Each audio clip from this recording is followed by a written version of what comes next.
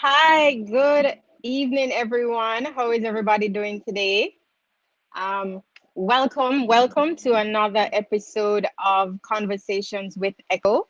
This is our fourth episode, and I do hope that the previous episodes have been helpful to everybody. I hope it's been informative. I hope you guys are now on a journey, to live eco as best as possible and also to just learn what going green is all about and try and make small steps every single day. You can start with, whatever is of interest to you. I know today is a big deal for a lot of people because we'll be talking about food. I think everybody here likes food in some way, shape, or form. Everybody really likes food. So that's our topic today, pretty much food security and sustainable agriculture. Um, so, like I said, welcome. I am Shelly Ann Dunkley, the resident Echo lady, as they will call me, fondly, of course. And just so you know, Conversations with Echo is a fortnightly show, um, and we discuss topics of interest to our viewers, as well as based on viewer requests and comments that we've had over the period, and comments that actually come through us, whether through email, DM, etc. But it's really about us having a conversation around going green. That's really what we talk about. Environmental issues and current topics as it relates to the environment, and how you as a consumer can make a difference in your life as well as in the wider environment, because every single thing that we do actually has an impact, but you have to know what information and what you need to do in order to lessen your impact and therefore be a conscious consumer. All right. um, this is an open space, so please feel free to share your comments, your thoughts, any information that you want us to know about you as it relates to the environment and obviously the topic that we're talking about, or guests are, professionals in their field. And I am really excited about talking to them today about food, obviously because I like food. I like a lot of food, especially bad food. That's, yeah. Um, we will try to answer as many questions as possible. So please share your comments and your questions, and we'll try to respond tonight. If not, we will definitely respond in the comment section following the show. So, Live Echo is your resource and consumer guide. We're here to help you live green, be more environmentally aware, and become a conscious consumer. Going green can be easy with small, gradual changes. Don't think of it as this all or nothing. It's really small, gradual changes that you make over a period of time. And therefore, you'll have an impact on the environment and you'll be able to lessen the negative impact. All right.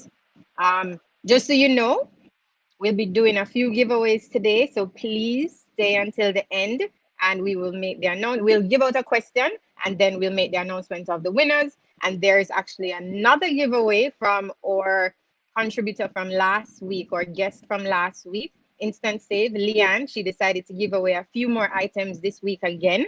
So thank you, Leanne. And at the end of the show, we'll let you know how you could get that prize. All right. So tonight we'll be discussing food security and sustainable agriculture. Last chat we discussed climate change, and if you were able to participate and see what we were talking about, we spoke about climate change and how that impacts our climate and our weather patterns. So now let us discuss whether or not climate change actually will impact our food security, as well as different things that will actually impact our food and how we get our food. So that's something. Organic products is another thing. Why are they so expensive? People ask that question a lot of times. Why is organic food so expensive? So we'll be talking today that will help us understand a bit more in terms of the process, how they grow, and why is it that this product is so much better for us, as well as I guess why the cost is kind of where it is for the most part. But it's also a supply and demand. So there are a lot of things that we can think about and we'll be discussing today. For the viewers who are new to our chat, welcome and thank you for joining us. So, again, before we jump in, I just want to say we're going to be doing some giveaways, and we are now going to introduce our first guest. Daphne Ewing Cho. She is actually, let me get her bio one quick second. Daphne is a highly respected voice in sustainable and regenerative food systems, a senior contributor with Forbes in the areas of food, agriculture, and sustainability. Daphne is passionate about the intersection between food systems and the environment, something I really hold dear to my heart as well. She has managed communications for two climate initiatives at the Food and Agriculture Organization, one of which is ongoing. She recently judged the $3 million Zayed Sustainability Prize in the United Arab Emirates, as well as the Rockefeller Foundation $2 million Food System Vision Prize. Daphne holds a master's degree in international affairs from Columbia University in New York. Daphne, thanks for joining us. Let me bring Daphne in. Hi, everybody. Hi, Daphne. How are you doing? I'm great. How are you? Good. Thanks for joining us. Thanks for having me. All right. So before we jump into all the questions and the serious conversation, tell me a little bit about yourself and what is it that you do? Okay. As you said, when you read my bio and said a little bit about me, I'm really passionate about food. My favorite thing to do actually is to educate people on how to be more sustainable in their living, and my objective is for us in the Caribbean. I grew up in Barbados. I live in the Cayman Islands now, so I am a Caribbean person through and through, and my objective is for us to look within and to see ourselves as valuable, not to look to the US or to Europe for the ideal types of food. We have beautiful, nutritious, gorgeous food growing here, and we should be focusing on that to grow our food security. Okay, great. I love that. Thank you. All right, so let's jump right in. Now, one of the things that I know our viewers sometimes ask us is, to define these terms that we hear, because you hear climate change, global warming, food security, sustainability, etc., and it can go on. So let us define firstly, what is food security? Okay, so I'm going to define food security in a way that no one else has before, I'm pretty sure. I liken food security to like being in a relationship with someone that's healthy. Okay? So, and the reason I say that, if you're in a bad relationship, you're always going to be worried about uncertainty, right? You're going to be worried, what if this happens? What if that happens? That's what food security is as well. In the region, one of the largest reasons that we are food insecure is because in the face of something like a natural disaster, like a hurricane, we are going to be scared that we are not going to get food supplies coming in, especially if it's, a natural disaster that affects us and affects, let's say, Florida, because that is where most of our food comes from. That makes us food insecure. Another misconception about food security and food insecurity is that it doesn't have to do with calories, because you could see someone who looks like really round and, like they certainly get a lot of food in them, but they might actually on an individual level might not be food secure. And the reason I say that is because we don't know what they're consuming. And if they're consuming a lot of calorie-rich foods, but without the nutritional side to it, then they're going to be malnourished despite, how plump and healthy they look. They might not be healthy at all. Okay. So it's not typically what people would think. It has a lot to do with nutrition, and it has to do with feeling certain in times of change and crisis that you will still have a reliable source of food coming to you. Okay. So it has a lot to do with, I guess, the production as well as the distribution of our food supply. Absolutely. Absolutely. Okay. All right. So what then would you say would be some of the root causes as to why, we're talking about food security? What are the reasons why we're here having this conversation? Okay, there are a number of reasons that I consider us as a region to be food insecure, and it's quite accepted that we are a food insecure region in the Caribbean. The largest reason for that is that we have basically been putting all of our eggs in one basket, and that goes to say, okay, first of all, our food import bill across the region is standing at around $6 billion. That's Wow. a lot of money. Yeah. For some countries in the region, that equates to more than 90% of the food that is eaten. So places like the Cayman Islands, where I live right now, almost everything you put in your mouth came from another country when you're eating. Yeah. So that is massive, because if something happens like COVID and things start to get weird, supply chains start to break down, countries start getting, sort of hesitant to export because they're worried about their own food security, that's going to affect you. And you're going to see supply shortages. So that's an issue. Also, we are so dependent on tourism that actually impacts our food security. And I'll tell you two ways in which that happens. One is for countries like Jamaica, Barbados, it affects our foreign reserves because most of our foreign exchange comes from tourism. As a result, when tourism as a sector breaks down, we start losing foreign exchange. How do we pay for imports? We pay for our imports of food with foreign exchange. When we stop getting in that foreign exchange, we don't have anything to pay for the imports with. And we should technically, according to the economists, have about 3 months worth of import cover, which obviously that starts to get whittled down if tourism gets hit. So that's major. As you mentioned before, climate change is a massive issue. Our food supply gets affected by climate change in various ways, as I'm sure you would have discussed in your previous show. With climate change, you have a lot of uncertainty and unpredictability around weather patterns.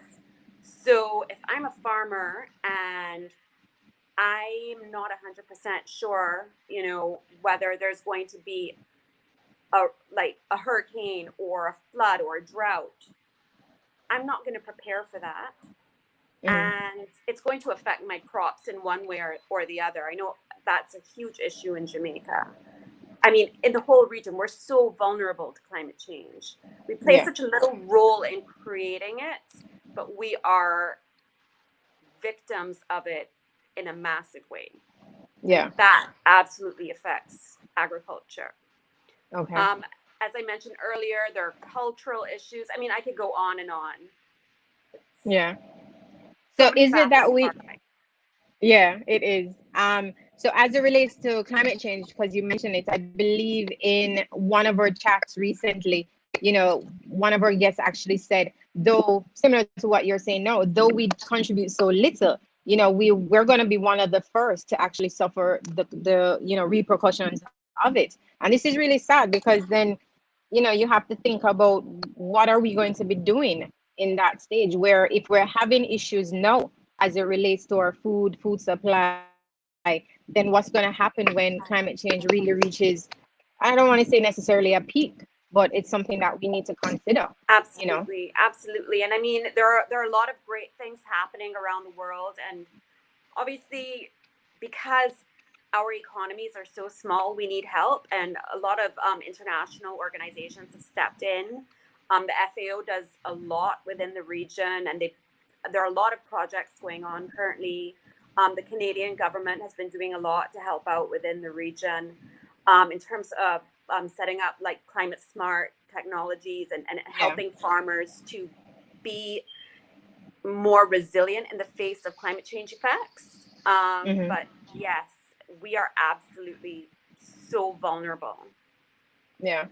The government, do you think that the government is actually helping or farmers, because I know when you and I spoke, you mentioned believe that our government actually has been pretty helpful with our smallholder farmers. Yes, I told you I have some fans in your that I'm a fan personally. Yeah.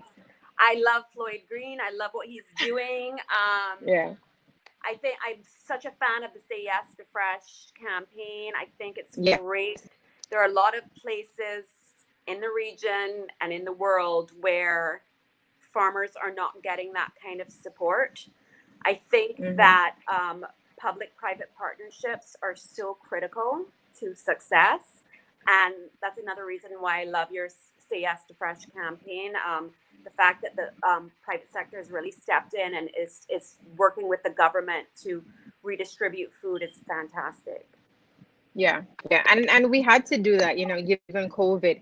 But before we jump into that question, I just want to touch on, should we be concerned we'll actually run out of food? Because that's a question that I got where people wanted to know when we talk about food security and food insecurity. Are we going to run out of food? Are we going to be now producing lower quality food? Okay, so in my personal opinion, and I think most experts would say, I don't think we're going to run out of food. I don't think that is a concern people should have. The Yeah. concern they should have is the second thing you asked. It's the quality of the food that we're getting. Okay. What will happen so we'll have a situation where there's a crisis like COVID, and suddenly you're going to see certain things stop coming into the supermarket because there have been supply chain issues and we couldn't get imports from that country. So on an import side, that's how food security and food insecurity happens, where we start seeing less of the quality foods come into the supermarket. And so Mm-hmm. the retailers have to go via other distributors or other Mm-hmm. distribution networks to get other food items that might be lesser quality because the main ones aren't coming in. Then from the perspective of climate change affects the quality of food. So for example, food that okay food that grows in soil that doesn't, and Andrew's going to speak to this better than me, but food that doesn't have a good amount of nutrients in it, that soil that doesn't, food that grows in that soil also isn't going to be highly nutritious.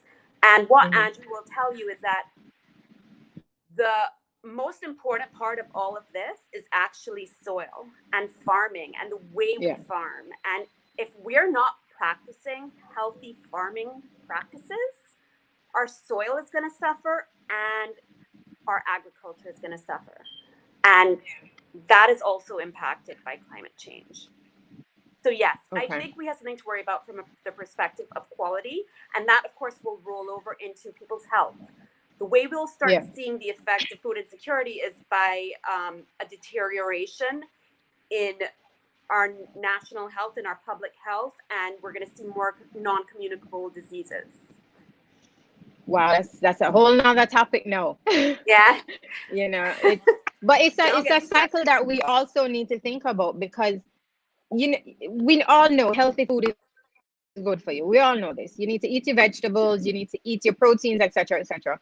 But at the same time, when we think about food security, most persons are concerned whether or not we'll actually run out versus the quality of the food. So locally, we should actually be looking at improving. And I guess just like you said, Andrew will probably speak to it better in terms of how we actually produce, how we farm. That is what we need to be looking at and need to be improving on. You Yeah, know. it's Um. absolutely critical. Yeah. Yeah. So what is food scarcity or food? Let me say food insecurity. I don't want to say scarcity. Food insecurity going to look like in the Caribbean if we don't take it seriously? Okay. So it comes back to the health thing. We're sometimes you don't even know that you're eating inferior quality food because Mm-hmm. oftentimes it tastes really good. So, for Yeah. example, imports, the large majority of imports are actually highly processed foods. Highly processed foods are full of sodium and all kinds of other stuff that sometimes tastes good, Yeah. but is really bad for your health. Yeah. The And sodium. My friend's mom is probably gonna. She's Yeah, I have her in my ear sometimes when I'm shopping, and she's like, "Look at the sodium content, and this is 900." I'm like, "What?" Like, but it tastes Yeah. really good though. Yep. That the number one thing you will see with a food insecure country is obesity and non-communicable diseases. That is Hmm. going to be your first sign. You're going to see countries that are food insecure also lack independence, lack sovereignty. What does that mean? You have to depend on the rest of the world. You have less political power when you Hmm. are so dependent on another country for your sustenance. We are Yeah, so dependent on America that we better watch our relationship with America. We might not have like as strong a voice because we're scared. What if they cut us off as a trade partner? Then we're not going to get food. And that's why I was also mm, talking about your relationship with food being similar to a romantic relationship, because you might be yeah, scared to have a voice because you're yeah, so afraid of this losing that source. yeah. Wow, that I like how you put that. That's actually quite an interesting way of bringing that point across. You know, it is important with us, and I think what is actually most important is that we try to be as self-sufficient as possible. You know, but also Absolutely. we need to look at the tastes um of our people. You know, our tastes are changing where our children are now seeking, you know, the imported products, the imported snacks versus, you know, now thankfully we have more companies that are actually making products and making snacks for kids. You know, you have breadfruit chips, and you know, you had banana chips from back in the day, but now you have different flavors and different palettes Yeah. that you're actually trying to please. So I think it's also a trend. You know, we need to learn to become self-sufficient. But it's definitely interesting the way you put it in terms of that toxic relationship, and you know, the fact that our food is dependent on it. You know, I don't think a lot of people ever thought about it that way. Yeah, for me, it's just like a really good analogy that everyone can relate to. And actually, Yeah. one other area that I didn't mention is our economies will suffer if we're not food secure, Hmm. Yeah. because we, all of our food producers are farmers. They would go out of business, and of course, imports, you have to, fund that. So it will affect our economies and our communities as well. Yeah. Yeah. We had touched on COVID earlier, and you know, a lot of people are actually thinking about how COVID us, as well as you said earlier, where the we were actually given the opportunity to purchase from some of these smallholder farmers because they normally supply the hotel industry or the tourism industry, and because of that closure, their produce would have actually spoiled and gone to waste. So because of that, Right. a lot of this pop-up markets came about, and we were actually given opportunity. But a pandemic like COVID, how exactly, and I guess you can talk more in terms of how does that affect our food supply and food security? hmm So, one of the first things that happened when the pandemic was declared was that people got put under lockdown. So, we had businesses shutting down and we had mobility restrictions, and everything sort of spiraled from there. Yeah. So, of course, people's livelihoods were affected. That was first and foremost. People were getting laid off. The economy got hit in a major way, obviously, with tourism shutting down.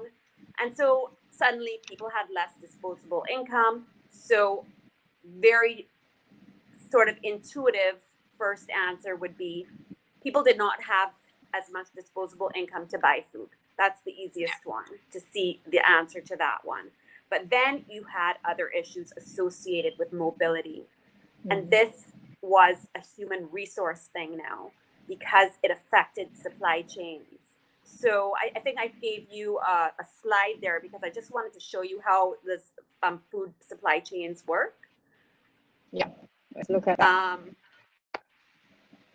so if for those who can see, I hope everyone can see. So basically the way food supply chains work, and this is a picture, a diagram that kind of shows how US supply chains work.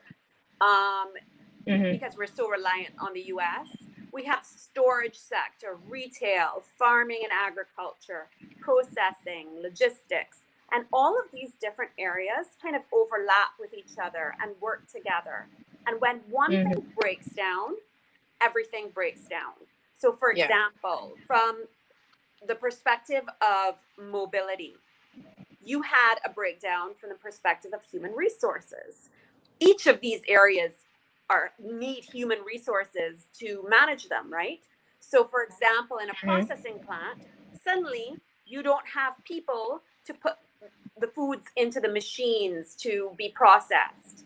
From the farming sector, you don't have people to harvest the foods. And one of the biggest areas that were affected was, of course, transport. So foods couldn't be taken from one place to the next. And so the system started breaking down. And of course, you see in the news, like dairy farmers like tossing out milk, just like loads of milk got wasted. And you see farmers destroying crops. And for someone who works in this field and who is anyone who, is like hurt by the whole idea of world hunger, it's just like devastating to see somebody destroying food like that. Yeah. And that's what was happening in many places. What was happening also was that areas and countries that were main suppliers of certain types of food started holding on to their supplies because they were so insecure, food insecure about letting go of those supplies. And that actually also happened with the US. World exports really decreased during the height of COVID. So for example, in Asia, they are the main producers of rice in the world. And a lot of Asian countries actually shut down rice exports because rice is really relied on in times of food insecurity. So for example, India, which is one of the largest exporters in the world of rice, they held on to their rice because they're like, we don't know how long this is going to last. Yeah. We're going to need rice for our people. Done. We're not exporting rice anymore. Places like Vietnam, Thailand, Cambodia, like they held on to their rice. As a result, that a lot less rice got to the US from Asia. That didn't really impact the US as much because they have quite a buoyant rice sector. But the Caribbean, on the other hand, we were affected by that. Yeah. Because we might not get all our rice from Asia, but we're getting rice from the US. And when the US sees less rice coming from Asia, they're going to hold on to their own rice. Yeah. So it's like a domino effect. Yeah. So and I guess go on. Sorry. It's kind of in this moment where we need to realize that what we actually produce is also quite important. So, the breadfruit, the yam, the potato, all of that is good food. It's healthy food for you. Yeah. Sorry, go on. No, go ahead. No, you go. Oh, I was going to tie it back to the rice thing as well. Something else that we have to look at and is being looked at is intra-regional trade, because we should also be able to rely on each other. Because, for example, a country like Jamaica, you guys are very fortunate. You have a lot of land and you have a beautiful agriculture sector. It definitely could grow, but compared to the rest of the region, I'm very fond of Jamaica. And another place is Guyana. Guyana has this amazing rice sector and they're producing a lot of rice. Why don't we start getting more rice from Guyana instead of depending as much on the US? Yeah, so more, look within our region, for sure. Yeah. Any questions from our viewers? Okay, nothing yet. So let's keep the conversation going. And we do need to transition to Andrew in a hot minute. But let's talk about what can we do as consumers to help make a difference. I know we mentioned obviously one of them would be buy local. What other tips you have? Okay, so that is actually the most important one, is to buy local and to value local. So your ground provisions, I mean, that in every single island, that is just like at our core is those ground provisions. It's cassava, it's yams, it's sweet potato. And the wonderful thing about those foods is actually they're climate resilient. Coconuts are really good. There's certain crops that we should have as our most esteemed crops. There's a charity in the region that I work with called Mission Food Possible, and they actually rank those crops by importance within the region. So yes, absolutely that. Also reduce food waste. That food waste is actually a really huge cause of climate change, and which obviously affects our agriculture. And so we need to reduce our food waste. If you have a mushy banana, you don't need to throw it out. We'll make some banana bread with it. If you have a mushy bread fruit, you don't have to throw that out either. You can make some fritters with that. So it's to become more resilient. Yeah, something. Something. Yeah. And support your smallholder farmers. I actually had a oh, for sure, for sure. Ashley had a comment. Agricultural lands are now being increasingly used for housing and commercial developments. Wow, yes, that's a big one, Ashley. That's pretty big. Yes, and All right. a lot of people are promoting like vertical farming in those contexts because obviously, especially within the region, the smaller islands, there's lack of land, and so vertical farming is really a useful method. But I know probably Andrew would have his own opinions on that because, of course, soil is not involved, and soil is so important. Yeah. All right. So as we transition to Andrew, how does food security tie into sustainable agriculture? Oh, you're asking me, not Andrew. Okay. Yeah, that one's for you. Okay, so there are two types of agriculture. There's your sustainable and regenerative, and then there is industrial agriculture.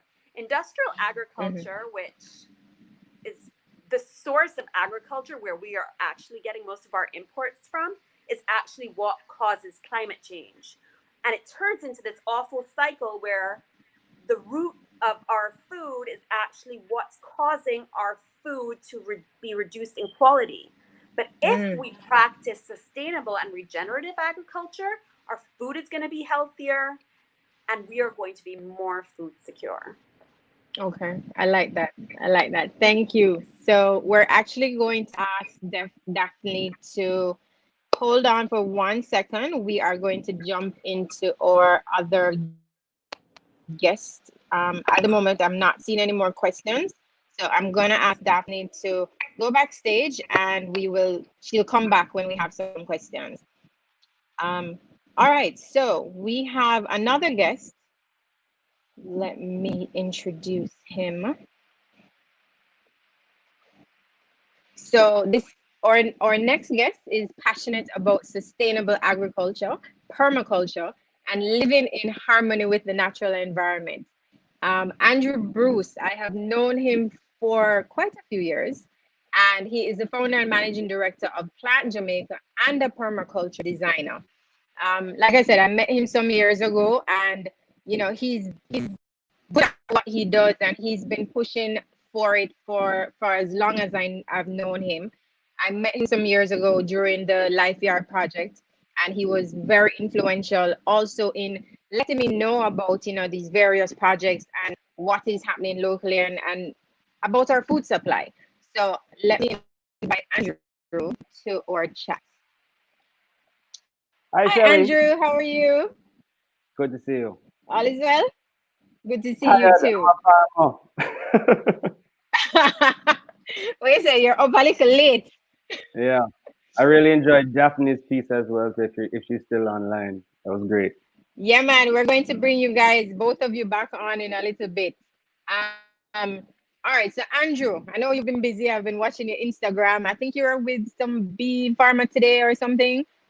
You're doing Boy, something with bees today. What was that? well, I had a bee. We keep some bees on a small farm that I operate, um, just in Lower St. Andrew up Long Lane, Okay. and I have a friend beekeeper who I said, hey, I'm doing organic agriculture here. There's lots of flowering plants, lots of pollen all around for some happy bees. And the more bees I have is the more yield I'm supposed to get on plants which flower, tomatoes and zucchinis and cucumbers and these sorts of things. So it's all about having a good ecosystem. Yes, And I get yes, love it. honey out of it without having to be a beekeeper. I know, that's amazing. My sister actually has her bees on the property as well, and once in a while when she's cutting the honeycombs, I just kind of sneak in and take a little piece and The run off. best. Yeah. All right, so tell us what you've been up to, Andrew. What has Andrew Bruce been up to? I mean, we haven't connected really since you did Life Yard, but I know you've been busy. So what have you been doing? Well, we do. Yeah, we haven't necessarily connected, but we used to pass each other in different projects where when you're with your past job and you are really pushing these recycling programs. And Yes. oftentimes I was there being asked to come on board of some of these projects to try and teach children about sustainable agriculture, putting a design for a sustainable farm at these schools and a curriculum. Mm. Um, so where was it? It was Haile Selassie that I think Yes. we run into each other on the job. Um, that this famous Instagrammer Shaka Bars, who is all over the Yes. world doing good. Yeah. Um, That was amazing. I was really glad to see you guys in that school because they actually did very well in the recycling competition. So it was good to see that they were not just focused on the recycling element, but also, planting and trying to do something in agriculture. and funnily enough, where I got my start, or when I started deciding to do this Plant Jamaica thing full time, was Fleet Street. And I think Holy Family Primary School, which was my second project, I believe they were the winner of the recycling program, correct? Yes, they won 1 year in the prep school competition. So is you making them win or what? Well, you have to do these projects and then you also need to move on, all right? You need to move on and try and bless up some other places, try and innovate and come up with new things. And it's essentially kind of what I've been doing. Life Yard was my first project, which is beside that school. And Mm-hmm. I was actually volunteering on an art project where the first organization which went down there was Paint Jamaica, kind of Mm-hmm. where I got the name. So take Paint and over of plan. that, paint and plant, and they created the largest outdoor street art gallery Yeah. in the Caribbean. It's been visited by thousands and thousands of internationals. Yeah. I don't know how many locals, and you name it, the music video, the commercial, Yeah. the everything has been shot down there, Yeah. and it's historically a volatile community. I was very much concerned about the violence that could be happening down there. And I said, after all of this artwork is taking place, what's going to be something to make the place make that gallery more sustainable and not get Mm-hmm. the effects that you tend to find with an attraction Yeah. in Jamaica, which oftentimes gets almost taken over and bombarded by some of the community members. So we wanted to do it in a responsible way, and my thought was to start Plant Jamaica, pick a group of gentlemen who operate out across the road from that street art Mm-hmm. gallery, and turn it into a space so that there was something tangible Yeah. for visitors to pass by, for them to have several micro enterprises for them to make an income. And man, that just got my heart bubbling, and it's been very Yeah. successful. I imagine they're Yeah. taking a knock with the COVID times right now, though. Like Oh, no tourists, but well, I still see video shoots taking place down there and commercials. yeah, yeah. And I think now they've actually moved to like a online platform where they still tour the area. Yeah, All right. So let's jump right in Andrew. What is sustainable agriculture and why is it important? you already asked Daphne Go. that question. I'm asking you now. Yeah. Well, industrial agriculture is one of the No, major causes. sustainable. I know, but industrial agriculture is one of the major Ah, causes of climate okay. change, Yeah. right? Of global warming. Mhm. Uh, so sustainable agriculture is using natural materials. It's not using it's we're not going to be dependent on burning fossil fuels per se to be producing our fertilizers, our pesticides. It's working with the soil, which, as Daphne said, is one of the most important things. Mhm.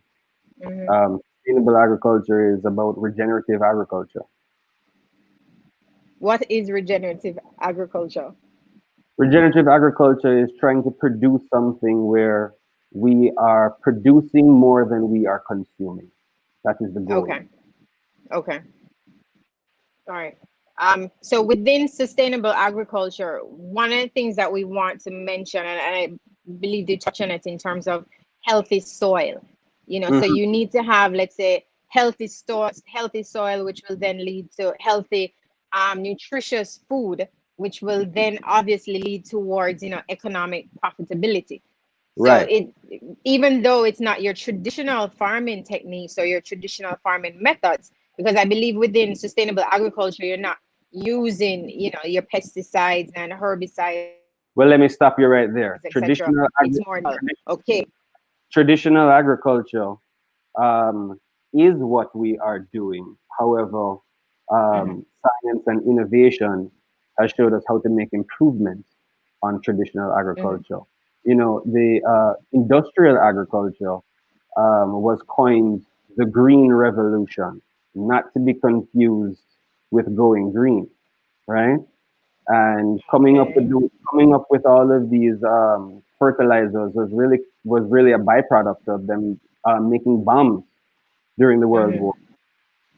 So it's a recent thing, Yeah. and it did produce great yields for persons. Um, However, that was what was pushed globally all around the world. Capitalistic system, unfortunately, that we have, thinking about short-term profits instead of long-term goals, and basically our agricultural system takes soil for granted now, right? Yeah. Where an agronomist will look at the sandy soil, the loamy soil, the this, the that, and then they go to the fertilizer company and say, here here I've taken my soil samples. What is it that I need to do to my soil? The fertilizer company is not telling them to compost and to green manure and to build back the soil. They're saying, oh, well, what are you growing? You're growing tomatoes. This is the formulation we've made for you. Yeah. Right? We're going right back to chemical fertilizers, which just damages the soil. It damages the microorganisms in the soil. It makes it hard and compact. Um, it's a terrible thing. Okay. Is there, and I'm not sure, I don't know, I really don't know about this one, but is there a way for us to make this already damaged soil, I guess make it flourish again? Is it that we Absolutely. just need to do the right thing by pretty much, more chemicals, composting? You tell me. Absolutely. Composting and building your soil.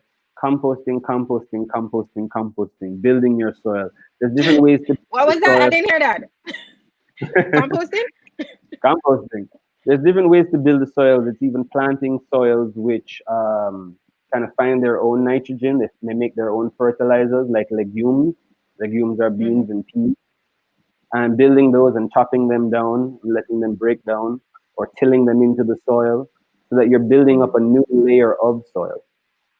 In Cuba, for Okay. instance, when they faced the embargo in the beginning in the 90s, is it? Or early 2000s. I don't know. I'm not quite the historian on those things, but um, they had a lack of access to, Hmm. to the Green Revolution. Cuba took the Green Revolution and ran with it Yeah. in the 1900s. So when they were forced to figure out ways for food security to feed their people, they had to go to an organic system. They had to go to a permaculture system. In the capital in Havana, they converted the empty spaces, the idle pieces of land. We have lots of them all over Kingston. and they converted them, turned them into urban farms. And by composting and building the soil, they were able to convert depleted, compressed, compacted soils in about 4 or 5 years to be fully organic, healthy, fertile soils for growing their food. And Havana, I think, provides something like 90% of the food for its people, for the city, including Wow. a lot of the medicine that they need. Yeah. They had a healthy start though because they had such a large university system with so many doctors and so many scientists. Mm-hmm. Yeah. Yeah. So it's something that we can attempt, and if Absolutely. with your support or with your push, it is something that we actually need to move towards, where this I think I'm industrial farming is not the future. It's not. very passionate about it. You know, innovation is important. Um, we didn't innovate in time when it came to sugarcane, and now we have all of these sugarcane lands, which many of the sugarcane companies can't compete on the global market. Um, Mm, they have not become climate resilient. They have not been innovative. So what is it that we need to do with these lands? Well, we need to turn these lands perhaps into more diverse holdings for organic agriculture and rebuild that soil. yeah. Um, that's very important. All right. So you mentioned permaculture, Andrew. First of Hmm. all, can you define what exactly permaculture is, please? Permaculture is a sustainable design system. It has ethics and it has design principles. Mm, So the three ethics are care for the earth, care for the people, and fair share. Fair share could mm-hmm. be better wages, and it could also be taking the surplus of what is grown and turning it back into the soil, for instance, right? Okay. So as we talk about food waste, for instance, you know, it's making sure that we're not just throwing these things out in some dump or something like that. Mm-hmm.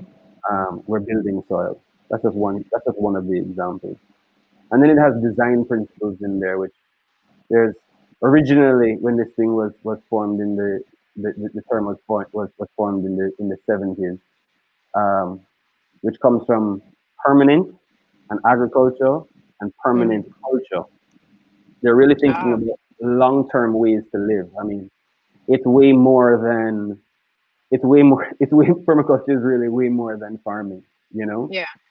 um, it's kind of like a way in terms of which we're going to live life on this planet and how humanity is going to survive when we're faced with a range of challenges of climate change. Yeah. It's a blueprint for the way we live our lives, basically. It's more than Yeah. just the philosophy. Yeah. And in our talking earlier, we mentioned quite a few of the organic farms and permaculture societies that are out there. How many do we have, and how can we increase that number? It was started in Australia. Uh, Mm-hmm. I would imagine that Australia probably because it was started there. I'd imagine that Australia and like New Zealand would probably have the most amount of permies, Mm-hmm. permaculturists, and organic farmers, perhaps. But it's been spreading like wildfire, but still not necessarily fast enough. And the worse that the further and further we get into this era of climate change, is the Yeah. more and more popular it certainly becomes. Um, in Jamaica, I'm not quite sure what the number of organic farmers that we have. Mm-hmm. Um, I certainly teach people how to have practical solutions to live more sustainably or to farm more sustainably. Mm-hmm. Um, so by paying me or if there's a grant or somebody who sponsors me to go and do a project, I really give you a kind of like what it is that you need to know to focus on that. If you want a uh, formal, intense education where you actually have to go and live on an eco village, there's a organization called the Source Farm, and they are Yeah. in Johnstown, St. Thomas, and it's held normally once a year. Mm-hmm. And they have some they have an international consultant. One of my mentors, Jeremiah Kidd from Santa Fe, New Mexico, which they have water issues over there, and in island states we have major water issues ourselves. So he's a Yeah. great resource, has lots of experience to come down and you spend like 5 or 6 weeks. You live 6 days down there. You're up from 5 o'clock in the morning. You don't go to bed till 8, 9 o'clock at night. There's theoretical in the classroom and then there's practical out in the field and you do a couple of field trips. Um, so it's intense. It sounds like fun. It does sound like fun though, but I'll kind of leave that up to you guys. And you can send pictures, Instagram. Let me know how it goes. Well, But that would be a good form of tourism for Jamaica, though. I mean, it's very popular true. in Costa Rica. It's very Yeah. popular in many areas. Yeah. So we should definitely look at seeing how we can increase that number, whether it's Ab- organic or, permaculture. Um, Absolutely. yeah.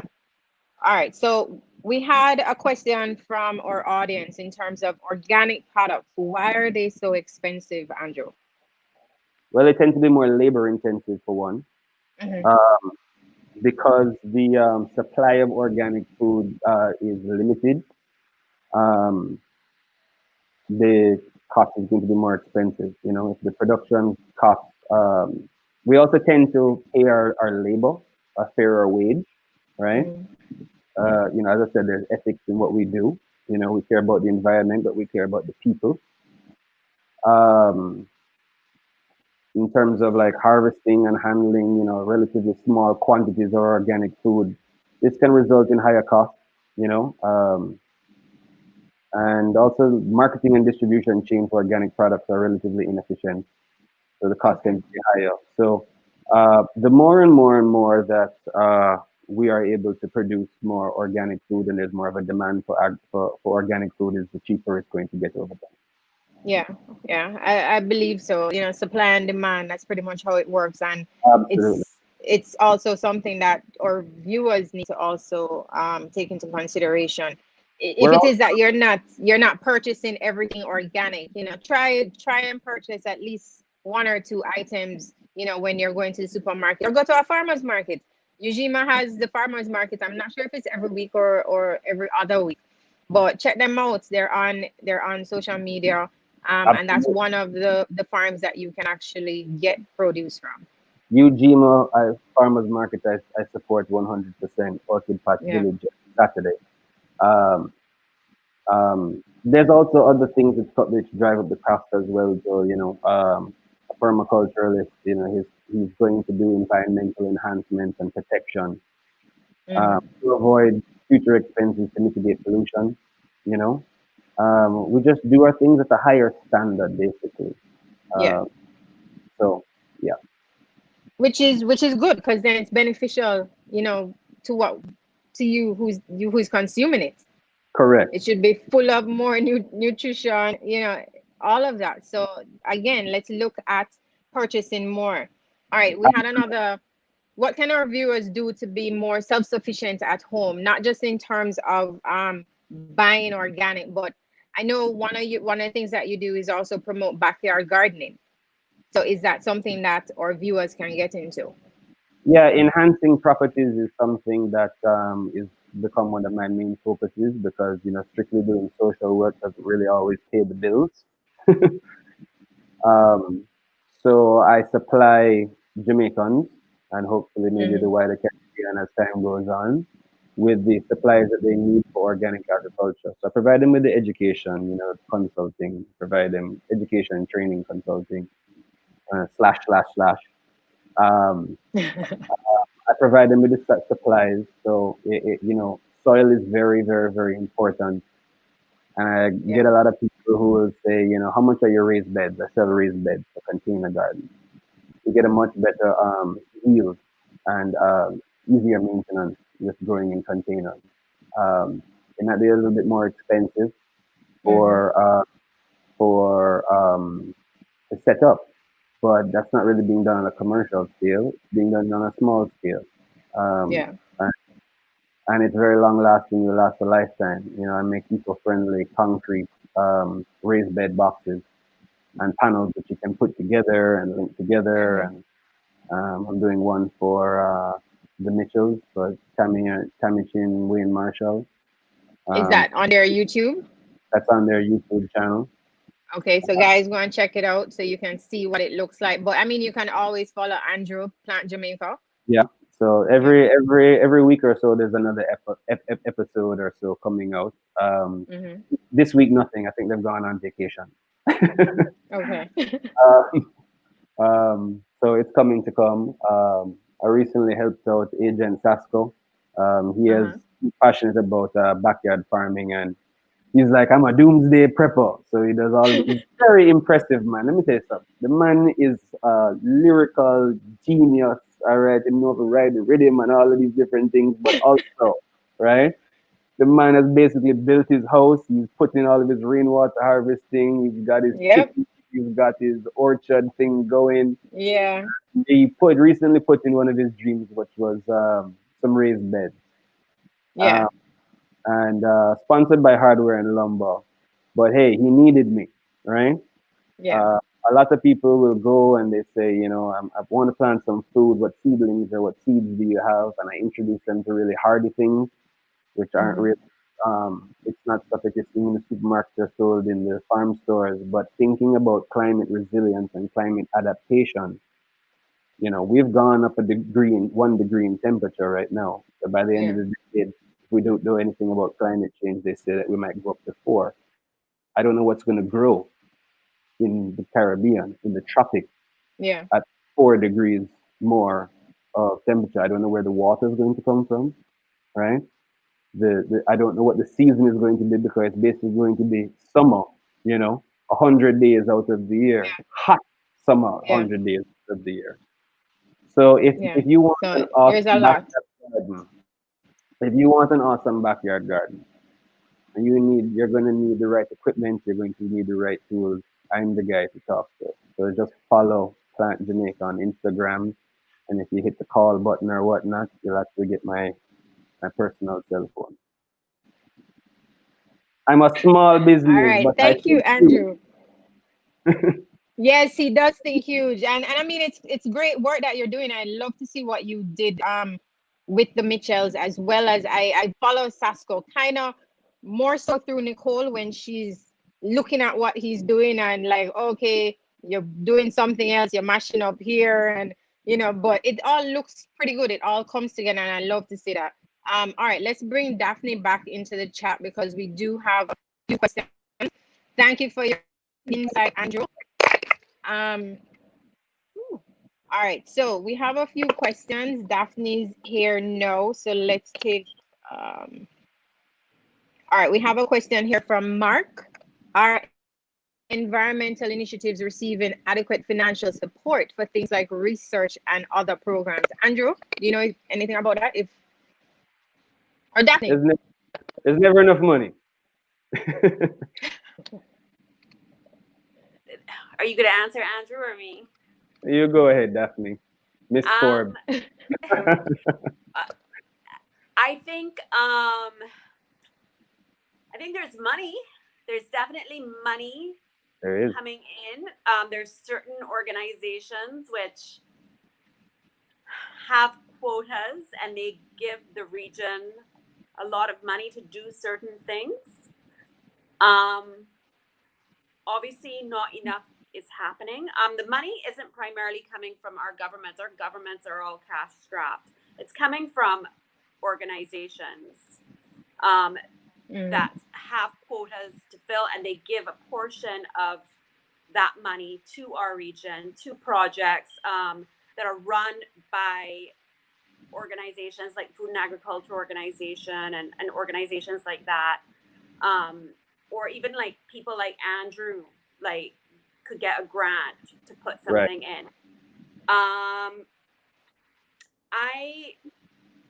I am not in a position to say whether it's enough or not enough. I know not enough is being done, so I will say that. I'd like to add to that if you don't mind. Sure, go There ahead. is money available. However, accessing it can be quite difficult. And additionally, there seems to be, even though more and more money needs to always go towards science, innovation, research, right? Always. University of the West Indies, for instance, has a lot of access to climate change funding, right? I'm not quite sure what they're doing with all of it. they have access to a lot of climate change funding. However, there are a lot of schemes and a lot of stipulations with a lot of the grants which come in. Mm-hmm. Some of these things are unfortunately a lot to promote and produce the persons who are providing the funds. That's one. And number two, it's a lot of go out there and we're going to, we want you to fill out all of these forms to collect your research and your data. And the truth in the fact is that there's a lot of proven methods, all right, practical things which are out there already, that they don't need more data, or certainly they don't need all of the data that they are asking about for us to put in sustainable measures towards climate adaptation and climate resilience Mm. in the Caribbean. Okay. So All I, right. I, I want to add to that too. I Yes, think what we were both saying was that there's the money is going all into like the fluffy area of this, but not into a lot of execution. And a third Mm. issue is you're getting workshops, for example. So some of this money goes towards training.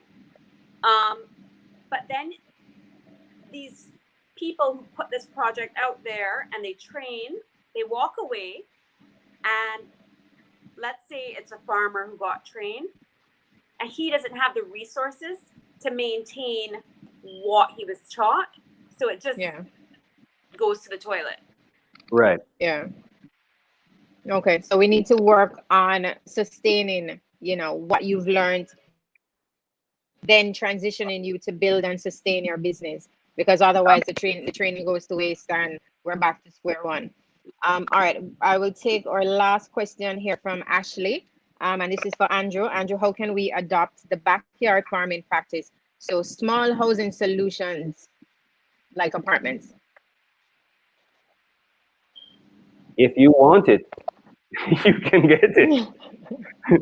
There is nothing stopping me from putting in a backyard garden into an apartment balcony, a Okay. complex, a community space, a piece of idle land, Yeah. uh, anywhere. You want agroforestry, we'll do agroforestry. You want quick crops, we'll do quick crops. You want a medicinal garden, we can do that as well. Andrew You is the need to guy. come to Cayman and do that. Yes, it would seem so. Cayman needs that. Andrew, Cayman does need that. We need more rooftop yeah, we gardens need as to well. send you to So Cayman. I'm doing a rooftop garden as well right now for somebody. Wow, that I need to see for sure, for sure. Because is it more suitable for like slab? What's it more suitable for? Yeah, yeah. Slab Okay. is the best way to go about it because I mean, first of all, a slab roof tends to be flat, or have a Yeah. very slight slope to it. Hmm. So it's safe for you to be on top of, and it can support the weight. Soil is Yeah. heavy, and soil plus water is heavier.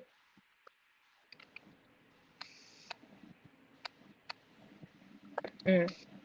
Okay. All right, guys. Thank you so much, Andrew. Don't mash up the lamp. I know. Can I? Thank you so much for being here. Go Do we ahead. still have time, Shelley? What's that? Do we still have time? No, not really, Andrew. Okay. We need to have a part two. Let's do a part two. That's what this is sounding like. So Okay.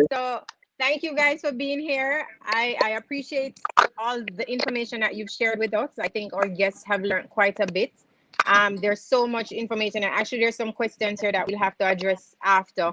But thank you so much, Daphne. I'll reach out to you, and Andrew, reach out to you as well. So thank you. You're most Hi. welcome. All right, guys. So it's time for the giveaways.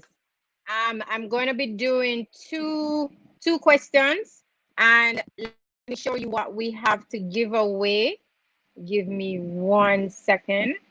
But we have really nice things for you today. Um, all right, so first question, the first person to answer, if you can let me know, what does ECCO stand for? That's ECHO, ECCO. The first person to answer will get one of our brand new t-shirts. Yay! Echo t-shirt. We have some t-shirts. Yay! All right, so that's the first question. What does ECCO stand for? Hi, Natasha. How you doing? Um, Anybody wants to let me know what ECHO stands for? ECCO. Also, second question. Can you list one of two characteristics of a food insecure society? That one's a tough one. But after the chat we had, I think everybody here should have some insight. Additionally, we're also going to be doing a giveaway on our Facebook page. So if you're on the Facebook page, in about 5 minutes, the form is going to go up, and the first 20 people to sign up will get a prize from Instant Save. All right. So if you could head on over in about 5 minutes, and you'll be able to, sign up to get that prize. All right. Anybody for the echo question? I'm not seeing any answers. All right. You can answer the question on the form as well. All right. So thank you guys for being here, and we will check you, or we'll see you soon for the next episode of Conversations with Echo. Thank you.